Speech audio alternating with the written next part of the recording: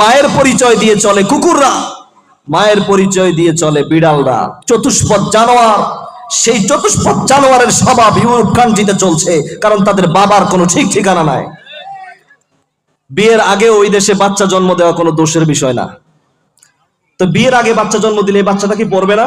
শিক্ষায় শিক্ষিত হতে হবে। তো তার বাবার নাম লিখবো কিভাবে? এজন্য সংবিধান থেকে আইন, বাবার নাম লাগবে না, কোনো জায়গায় বাবার নামের অপশন নাই, মায়ের নাম দিয়ে চলে।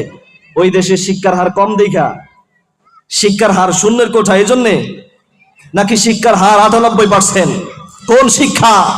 জাগতিক শিক্ষা 98% থাকার পরেও ওই সমাজটা চলতে কুকুরের সমাজের মতো, পরিচয় দিচ্ছে কুকুরের পরিচয়ের মতো।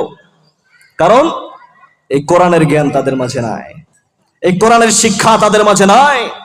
আজ আমাদের বাংলাদেশে কোরআনের শিক্ষা থাকার কারণে, এই মাহফিল হওয়ার কারণে, কোরআন শিখতে না পারলেও এখান থেকে কোরআনের আলো আমরা পাই, যার কারণে এখনো আমরা বাবার পরিচয় দিয়ে চলতে পারি, ঠিক কিনা?